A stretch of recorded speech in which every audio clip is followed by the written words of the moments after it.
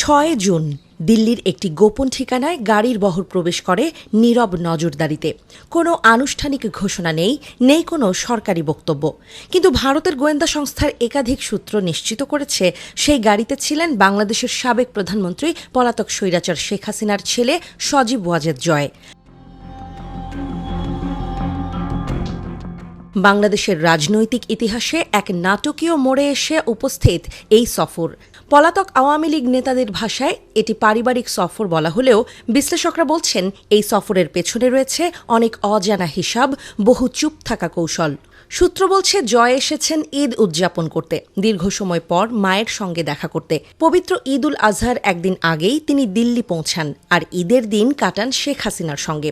শেখ হাসিনা যে গোপন আস্তানায় আছেন সেখানে আগে থেকেই রয়েছেন তার ছোট বোন শেখ রেহানাও। এই সময় তাদের তিনজনের একত্রে থাকা যেন এক প্রতীকী পুনর্মিলন। কিন্তু কী বার্তা বহন করে আনলো এটি? ভারতের স্বরাষ্ট্র মন্ত্রণালয় ও নিরাপত্তা সংস্থার সূত্র বলছে এই সফরের প্রস্তুতি শুরু হয়েছিল আরও কয়েক মাস আগে।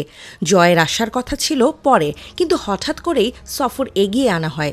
ভারতের পররাষ্ট্র মন্ত্রণালয় থেকেও সবুজ সংকেত পেয়ে তাকে ৬ জুন দিল্লিতে নিয়ে আসা হয় অত্যন্ত গোপনে। বিবিসি বাংলার প্রতিবেদনে জানানো হয়, বিশেষ নজর দেওয়া হয়েছে তার আগমনের পদ্ধতিতে। কোনো ভিআইপি প্রোটোকল না থাকলেও ছিল কড়া নিরাপত্তা। সবই ছিল যেন ছায়ার আড়ালে এক গুরুত্বপূর্ণ আগমন। এমনকি বিমানবন্দর থেকে বের হওয়ার ভিডিও ফুটেজও মুছে ফেলা হয়েছে বলে জানিয়েছেন এক নিরাপত্তা কর্মকর্তা। বাংলাদেশে কার্যত নিষিদ্ধ আওয়ামী লীগের কিছু নেতা বলছেন, জয়ের এই সফর যত না আবেগতাড়িত তার চেয়ে অনেক বেশি কৌশল নির্ভর। কারণ জয় বর্তমানে যুক্তরাষ্ট্রের নাগরিক, তার বাংলাদেশের পাসপোর্ট ইতোমধ্যে বাতিল করেছে অন্তর্বর্তীকালীন সরকার। যুক্তরাষ্ট্রের নাগরিকত্ব পাওয়ার পরপরই জয়ের ভারত সফরের আলোচনা শুরু হয়। এখন সেই আলোচনা বাস্তবে পরিণত হলো। তবে প্রশ্ন একটাই, শুধুই কি মা ছেলের দেখা, নাকি এর আড়ালে আছে বড় কোনো রাজনৈতিক ছক? ভারতে বসবাসরত একাধিক আওয়ামী লীগ নেতা বিবিসি বাংলাকে জানিয়েছেন, জয় কোনো রাজনৈতিক বৈঠকে অংশ নেননি, দলের কাজে অংশ নেওয়ারও ইচ্ছে নেই। কিন্তু এক শীর্ষ নেতা স্বীকার করেছেন, রাজনীতি ছাড়া এমন ব্যক্তিত্বের পারিবারিক সফরও আসলে এক ধরনের বার্তা। মা ছেলের এতদিন পর দেখা হয়েছে, নিশ্চয়ই কিছু গুরুত্বপূর্ণ বিষয় আলোচনা হয়েছে। আরেক বিষয় হলো, এই সফরে জয় কলকাতায় আসবেন বলে যে গুঞ্জন ছিল সেটি শেষ পর্যন্ত বাস্তব হয়নি। কলকাতার আশেপাশে রয়েছেন আওয়ামী লীগের অনেক সাবেক নেতা, ব্যবসায়ী, এমনকি নিরাপত্তা সংস্থার প্রাক্তন কর্তারাও। রাজনৈতিক সমীকরণ বিবেচনায় জয় তাদের সঙ্গে দেখা করতেই পারেন বলে জল্পনা ছিল।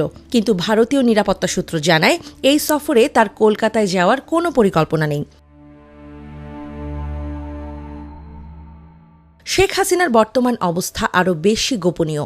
গত বছরের ৫ অগস্ট বাংলাদেশ বিমান বাহিনীর বিশেষ উড়োজাহাজে ভারত পৌঁছানোর পর প্রথমে তাকে রাখা হয়েছিল গাজিয়াবাদের হিন্দন বিমান ঘাঁটির সামরিক টার্মিনালে। তারপর পরিস্থিতি বুঝে তাকে সরিয়ে নেওয়া হয় দিল্লির গোপন এক সুরক্ষিত আশ্রয়ে। সেই ঠিকানার হদিস আজও অজানা। ভারত সরকার এই নিয়ে কোনো তথ্য প্রকাশ করেনি।